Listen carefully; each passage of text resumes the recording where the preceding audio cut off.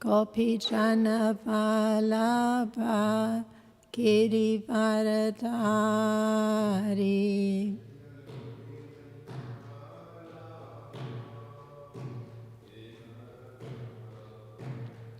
Yasodanandana Brajajana Ranjana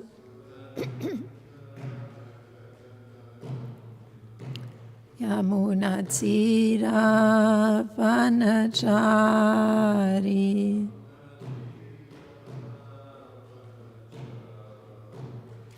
Jaya Radha Madhava Kunja Bihari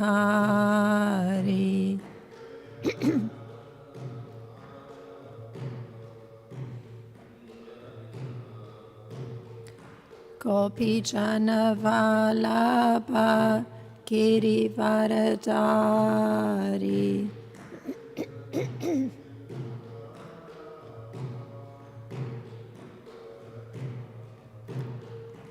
Yasodanandana Brajajana Ranjana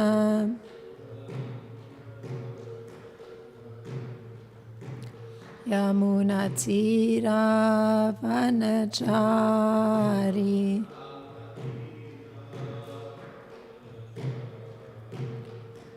Jaya Radha Madhava Kunja Bihari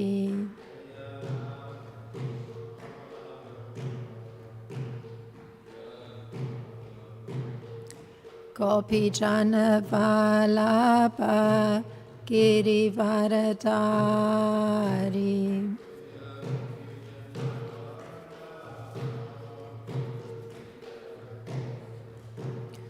Yasodanandana Brajajana Ranjana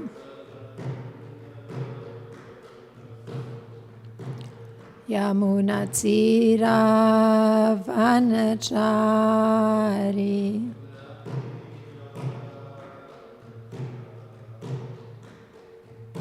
Hare Krishna, Krishna Krishna, Hare Hare, Hare Rama, Rama Rama, Hare Hare.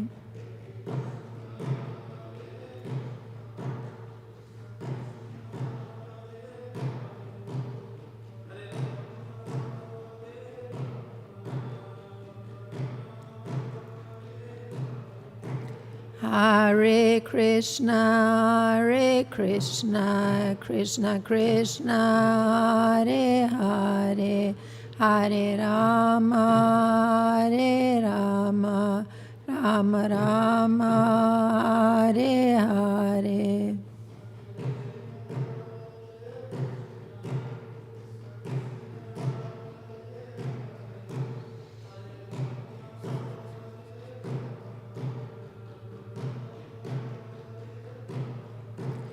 Hare Krishna, Krishna Krishna, Hare Hare, Hare Rama, Rama Rama, Hare Hare.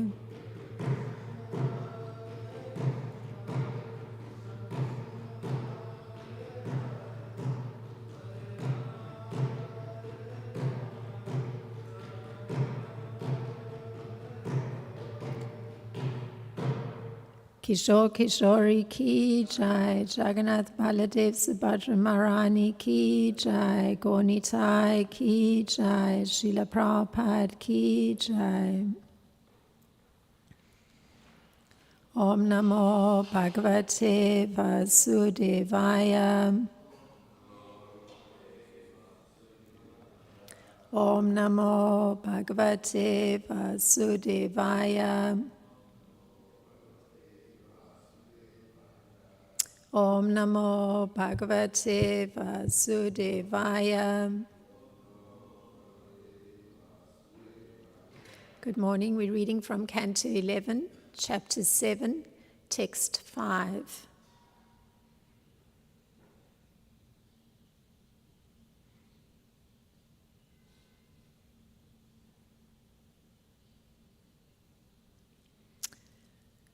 Navastavyam tvayaivaha.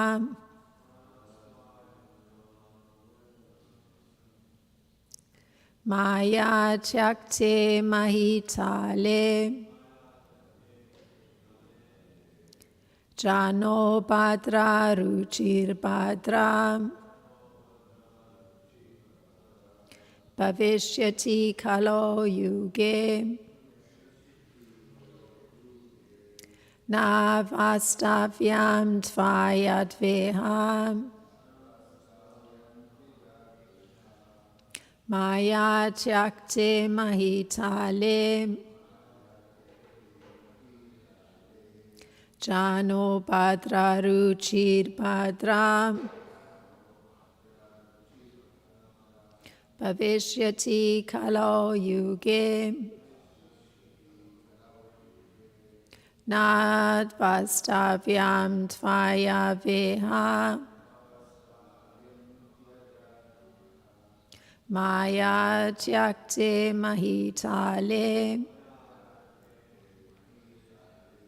Jano bhadra ruchir bhadra. Bhavishyati kalo yuge. Please chant.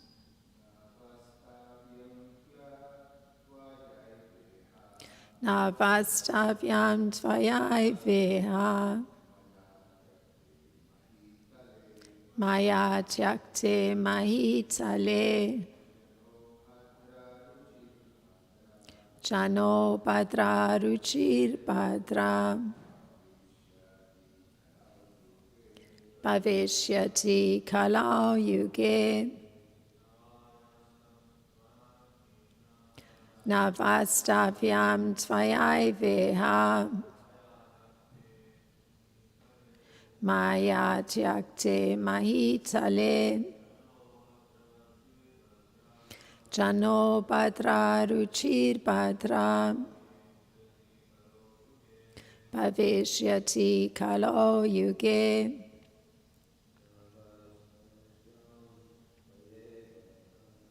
Navastavyam tvayaiveha. Maya tyakte mahitale. Jano bhadra ruchir bhadra. Bhavishyati kalo yuge. Thank you very much. And this is the word-for-word translation by the disciples of Srila Prabhupada for this text 5. Na, not.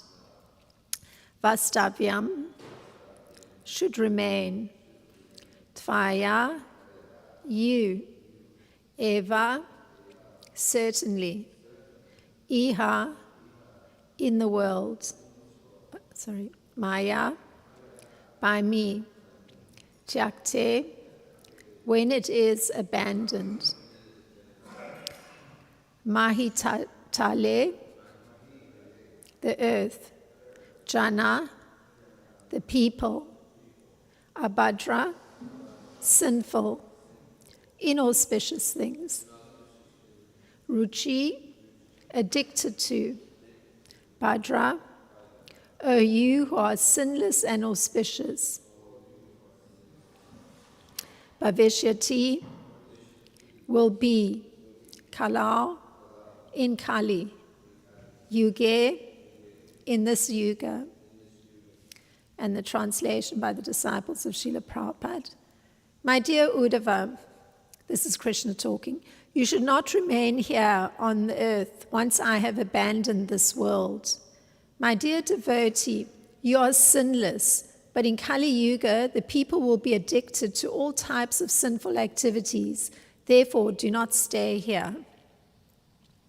And the purport, again by the disciples of Srila Prabhupada.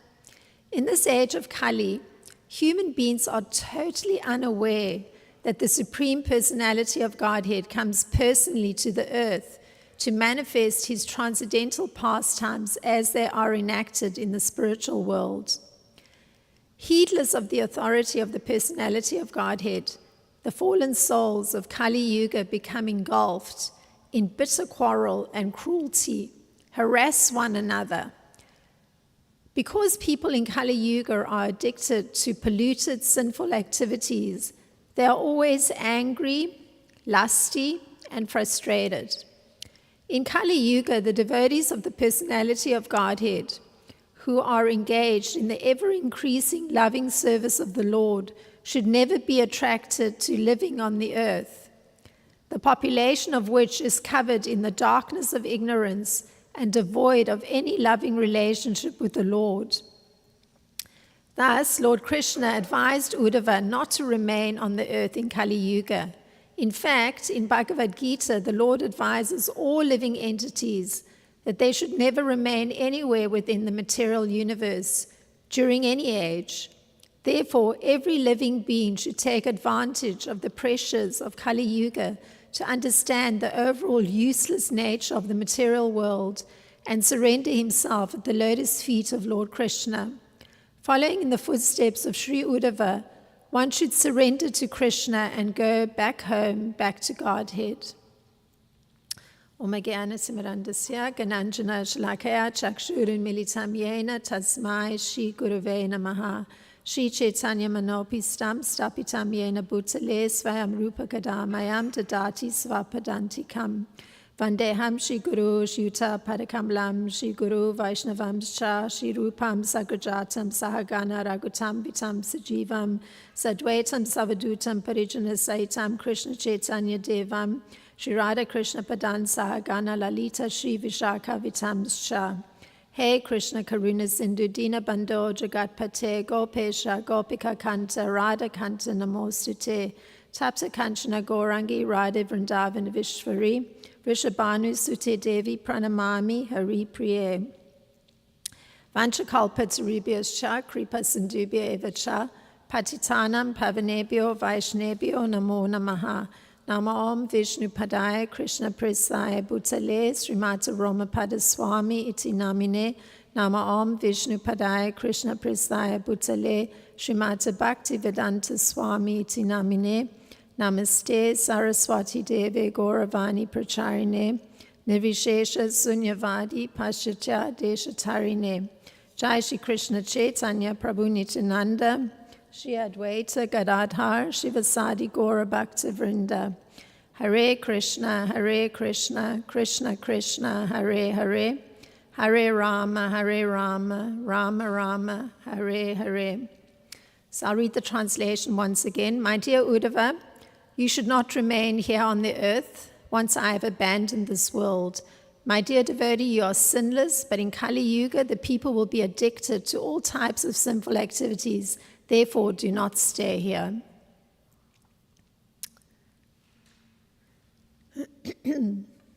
So, Lord Krishna's statement to Uddhava is the following. Quote, you should not remain here on the earth once I have abandoned this world. O sinless devotee, in Kali Yuga, the people will be addicted to all types of sinful activities. Close quote. So the previous purport, it was in text 4, it notes that this statement on the part of Lord Krishna is in fact a warning to Uddhava. So it's like, you know, when you see signs of something up ahead on the road, if you're a driver, so this is like that sign, avoid Kali Yuga. Go back home, back to Godhead. So the implication from Lord Krishna's statement is that it is the addiction to sinful activities by people in Kali Yuga that makes Kali Yuga an age to be avoided by Uddhava. So the premise or statement by Lord Krishna argues that Kali Yuga is an irreligious age. So in fact, in such an age, it is surprising that the Supreme Lord is worshipped. I mean, when you think about it, it's actually surprising because it's the antithesis to sinful activity to be worshipping the Supreme Pure Being.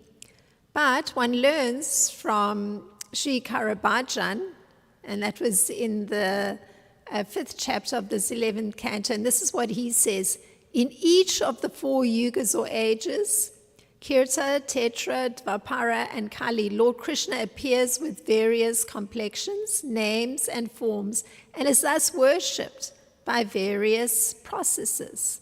So Sri Karabhajan is saying that in actual fact, in every yuga, the Lord is actually there, and he is being worshipped by various processes. So the worship doesn't cease, despite the fact that we're hearing how Kali Yuga is so infested with sinful activities that it almost seems surprising that the Lord is being worshipped. And Sri Karibhajan, one of the 9 Yogendras, when he's talking to King Nimi, he explains to King Nimi, "O king, in this way, people in Dvapara Yuga glorified the Lord of the universe. In Kali Yuga, also people worship the personality of Godhead by following various regulations of the revealed scriptures." So even in Kali Yuga, the Supreme Lord is worshipped. And this was I'll read it in Sanskrit because it's so significant. She Karabhajan actually makes this statement that tells us that even though, one can think it seems so surprising that the Supreme Lord is worshipped in this age, but he's saying he is worshipped in Kali Yuga. So that text was Iti Dvapara Uru Isha Stuvanti Jagat Ishvaram Nana Tantra Vitana Nana Kale Api Tite Shrinu. So the Kale Api, even in Kali Yuga, the Supreme Lord is worshipped. So the disciples of Srila Prabhupada, they note that it is impossible for ordinary people to perform highly technical Vedic sacrifices or even to practice unbearable penances of the mystic yoga system, even though these are standard Vedic processes. So that's what's actually impossible in this particular time in Kali Yuga.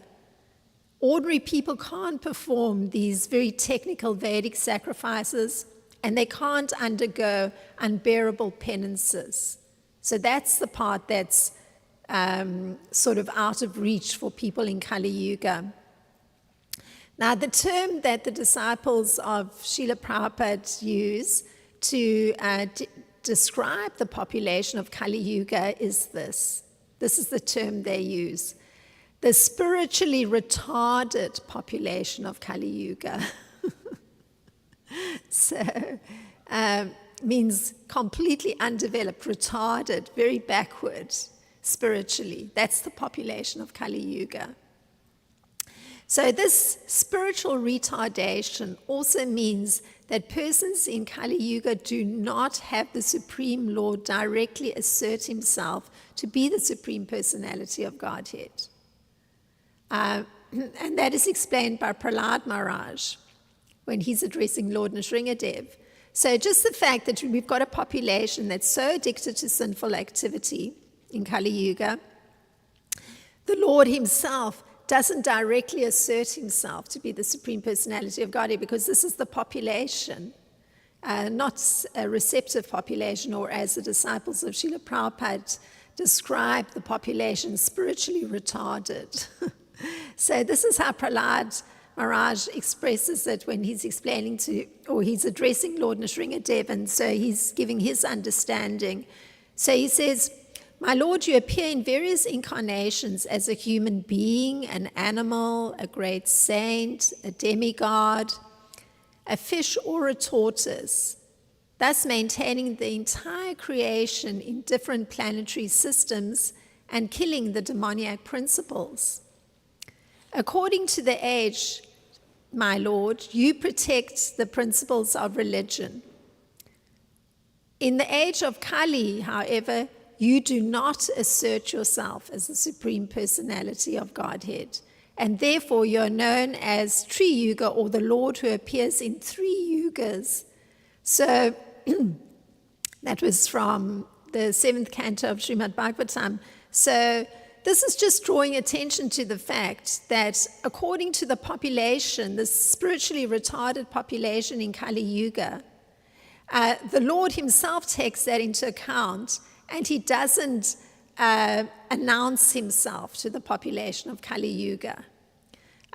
So in fact, he's even known as the Lord who appears in 3 yugas. So it's almost as though he doesn't appear in the 4th yuga. Of course he does in Kali Yuga, but it's actually that he doesn't assert himself as the Supreme Lord in Kali Yuga, taking into account the very spiritually retarded population of Kali Yuga. So Lord Krishna's reason for Kali Yuga being such a terrible age is his saying that the people of Kali Yuga are addicted to sinful activities. I would never have had complete insight into this, but my first exposure to the broader population stepping out of my home and entering university, it was soon after that I became aware of this addiction to sinful activities. There were so many persons that were taking illegal substances. It was just very common. So there is this addiction to sinful activity. And in the previous purport, in the 4th verse, this is the 5th verse, there's a breakdown of what makes one a candidate to take birth in Kali Yuga. Because, you can ask that, how is it that one's landed up in the middle of this spiritually retarded age? So this is the breakdown of what makes one a candidate to take birth in Kali Yuga. When the eternal soul is bereft of the constitutional pleasure that comes from loving service to the Lord being the ocean of eternal pleasure, then that soul is overwhelmed and bewildered by material nature. So he helplessly chases after something material to gratify his senses.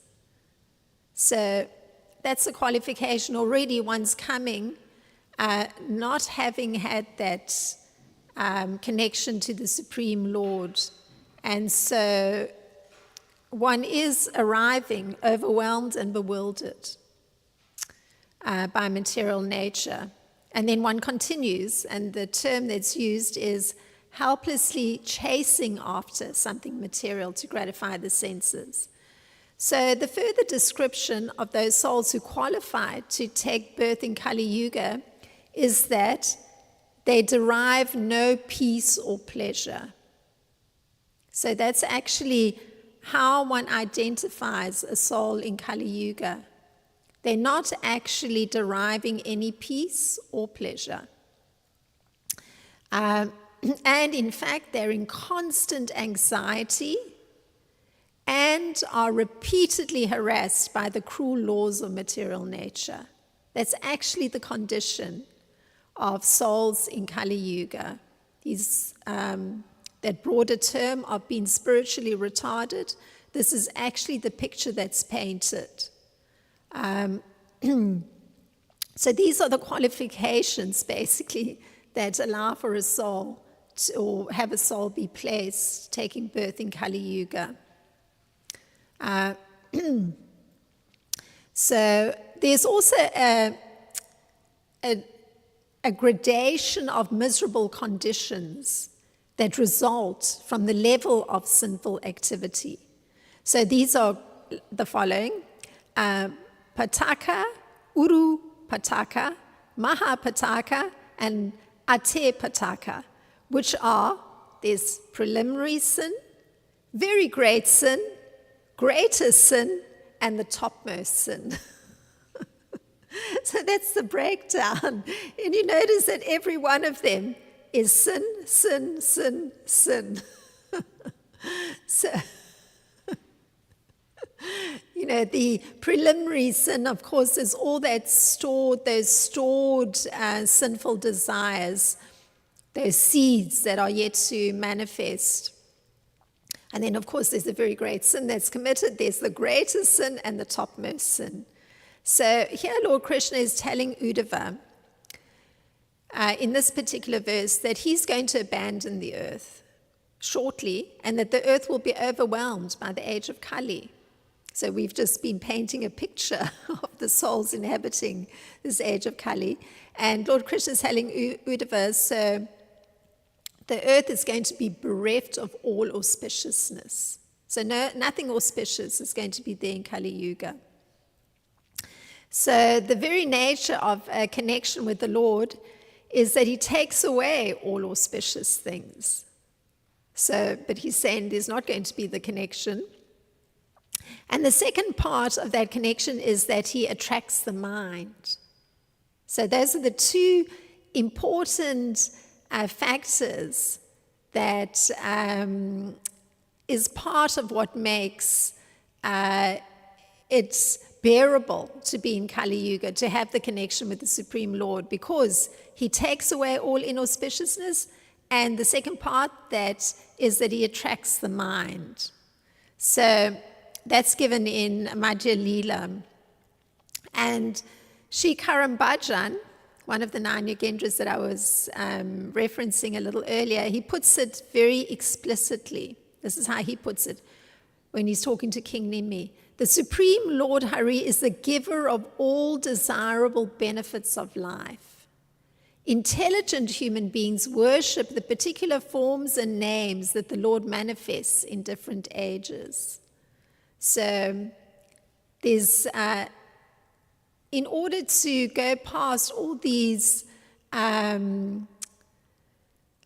suppose you could say stored sinful desires, which is what one's coming with in Kali Yuga, there's this necessity to worship the particular form and name of the Lord for this particular age in order to get some desirable benefit in life.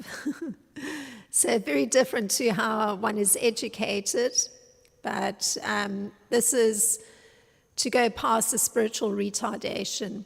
So returning to the Lord's premise or statement to Uddhava, he then recommends a particular action. And this is his recommendation to Uddhava.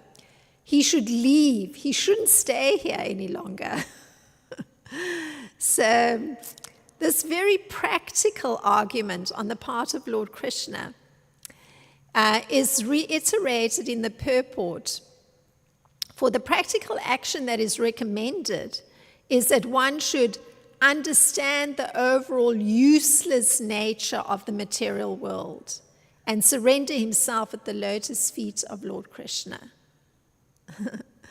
So the difficulty of such surrender is described because here's a description of a typical Kali Yuga resident, what can actually take place. And we had some experience of somebody who had actually been attempting to surrender at the lotus feet of Lord Krishna, but in the later years of his life, he'd moved away from the practice. So here's a description given in the Bhagavatam in the 12th canto of a Kali Yuga resident, what can take place. Terrified, about to die, a man collapses on his bed. Although his voice is faltering and he's hardly conscious of what he's saying, if he utters the holy name of the Supreme Lord, he can be freed from the reaction of his fruitive work and achieve the supreme destination. But still, people in the age of Kali will not worship the Supreme Lord. So we hoped that the person in that condition about to die and being fearful, because we understood there was great fear on the part of the person, that the person was able to utter the name of the Supreme Lord before dying. We hope. We do not know. So there's a practical action that's proposed. In Kali Yuga, objects, places, and even individual personalities are all polluted.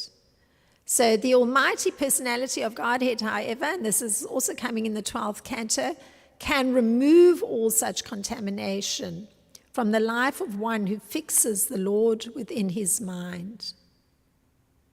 So that's the crux. One needs to fix the Lord within the mind. Otherwise, indeed, it's going to be very, very hard at that moment when there's fear and understanding that death is close to actually be able to utter the name of the Lord even. The Lord has to be fixed in the mind. And this takes place with great difficulty in Kali Yuga. So there's an explanation of how it could take place. If a person hears about, glorifies, meditates upon, worships, or simply offers great respect to the Supreme Lord, who is situated within the heart, the Lord will remove from the mind the contamination accumulated during many thousands of lifetimes. And you can consider how great is that statement. This is also from the 12th canto, the 3rd chapter. When one thinks that specifically the souls who have been taken birth in Kali Yuga are particularly contaminated with all sorts of sinful propensities. So the fact that just by going through these recommendations of how to connect with the Lord is what's actually going to allow for those contaminations to be removed. So what in fact transpires is that those natural tendencies or inclinations for the Kali Yuga resident to gratify his senses is not present because of the fact that the Lord has come to burn up all those reactions of the work performed by the particular Kali Yuga resident through making the connection with the Lord in loving service. If that connection can be made, the Lord will be burning up all those reactions. So leaving the place in this material world in Kali Yuga entails what Lord Krishna explains. And this is how he explains it. It's in the 4th canto of Bhagavatam. Abandoning all attachment to the result of his activities, ever satisfied and independent, he performs no fruitive action, although engaged in all kinds of undertakings. So this is if there's consistent practice of worshiping, offering great respect to the Lord, hearing about the Lord, glorifying him, meditating upon him, so trying to fix him in the mind, then actually all the work that one's performing, all the various undertakings, there isn't any desire for those results of those actions. So this freedom from being bound to one's action or coming to understand the uselessness of the material world becomes possible only when one starts to do everything for Krishna. So it is because the action is performed out of love for the Supreme Lord that one is not attracted to the results of one's actions. So leaving this place of Kali Yuga is doing one's duty to the best of one's ability and leaving everything to Lord Krishna. So that's the means that's there. On the part of Lord Krishna in his conversation with Uddhava, he's asking him to leave this place, like literally leave this place, because Kali Yuga is coming. And in our case, leaving this place in Kali Yuga is doing one's duty to the best of one's ability and leaving everything to Lord Krishna. So these were some thoughts on this short statement of Lord Krishna to Uddhava. So if there's something that comes to mind connected to the topic, please feel free.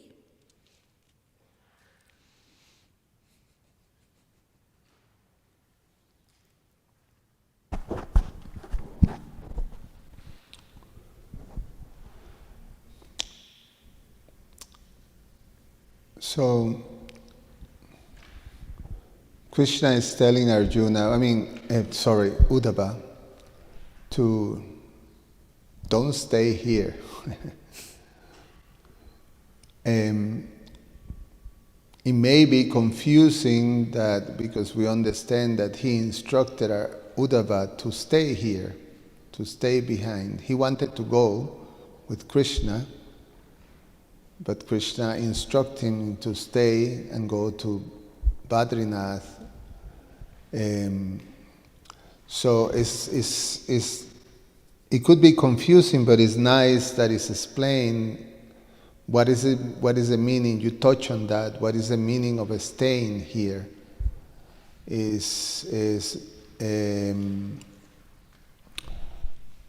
What is the meaning of not staying here? Is basically extracting yourself from that propensity to act sinfully or to act for unrestricted sense gratification. So it's good to understand that, and I think possibly we may go deeper into that as the Uddhava Gita unfolds. I was just thinking about this spiritual retardation and sort of, recently been exposed to this presentation of Latin culture that happens, during one of these big sport events, and that the emphasis of that particular culture is the unrestricted and unapologetic sense gratification in terms of intoxication and illicit sex. So, and that becomes basically is our culture. Basically, it's like that presented, and it's okay.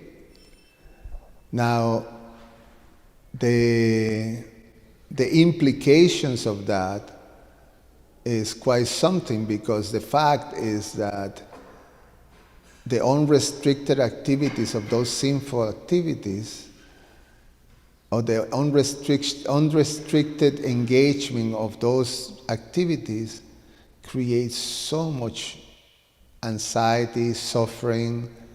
You may have a moment of sense gratification, and then the consequences are pretty dire. And the fact that you're not able to see a little further of all this implication is quite something. And the fact is that the world is basically blind towards those things. And some people present themselves, okay, we don't put filters. This is, we are, representing this completely unapologetically.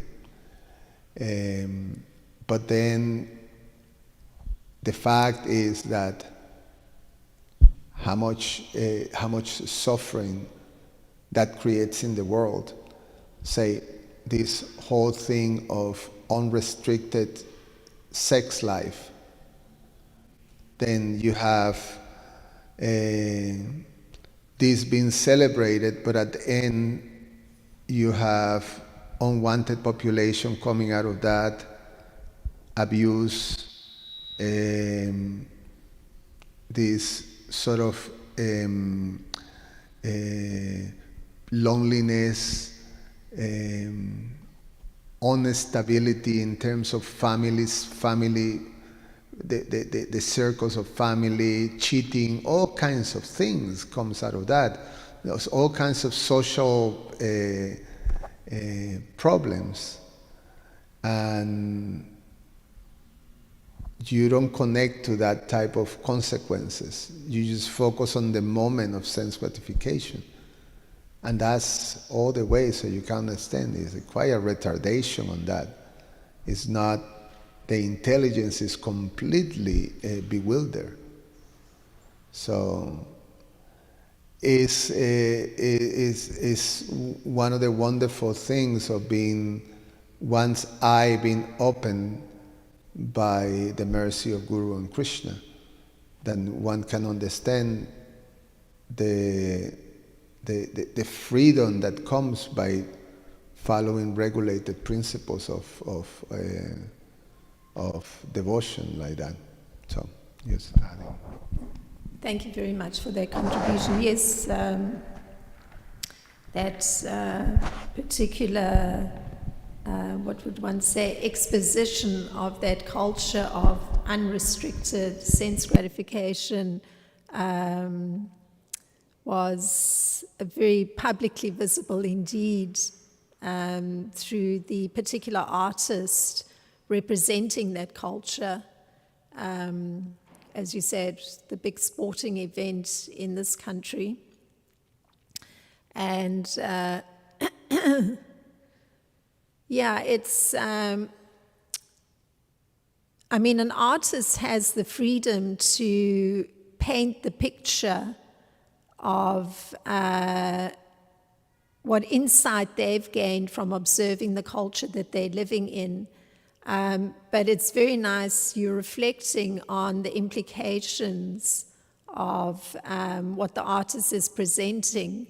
And one of the things that I learned anyway from my time of entering university through observation was that the unrestricted indulgence in illicit substances produced a sense of poverty. And if one takes that on a broader level, if a particular culture is going down that road, there's visible poverty, like visible poverty, material poverty.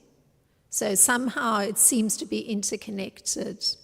The breakdown of civil duties and the emphasis on unregulated activities that are contrary to maintaining order in society.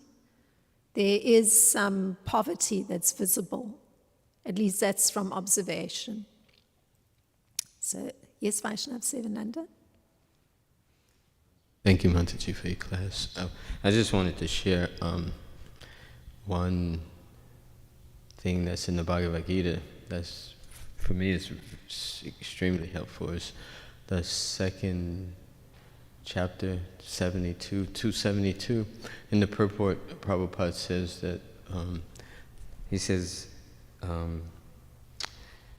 there's no difference between the kingdom of God and devotional service of the Lord. So, like when Uddhava is being told not to stay here, as my personal thought is we're not here, so we're able to not be here by just doing devotional service and participating in the Sankirtan movement. Yes, thank you very much indeed. That's the freedom that I think Subal referenced it. It's a freedom from being in an age where the entire population is indulging in all those kind of sinful activities that just disrupt societal functioning, disrupt peace of mind, and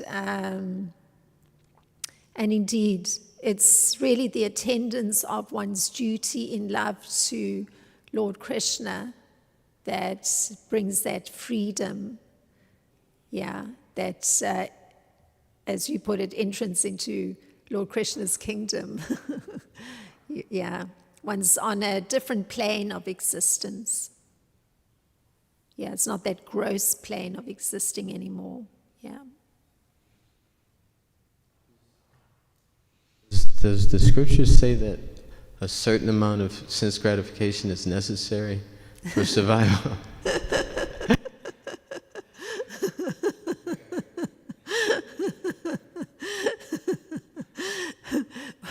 Yeah, it's not that one's able to be completely renounced. That's not the reality. So everything is regulated. That's the term that's used, regulated. You do everything in a regulated manner. So that's the antithesis to unregulated and unrestricted. So you're doing all your duties and you're leaving space for the necessary amount of sense gratification. Yeah, it's achieving a balance. Yeah, so, but all the duties are being performed, and the intention behind it is to offer it to the Supreme Lord. Yeah, so a completely different focus from persons existing exclusively on a material, gross, physical plane, where the intelligence isn't being utilized to connect it to the Supreme Lord. Yeah. Well, thank you very much for your very kind attention. Srila Prabhupada ki jai, Srimad Bhagavatam ki jai.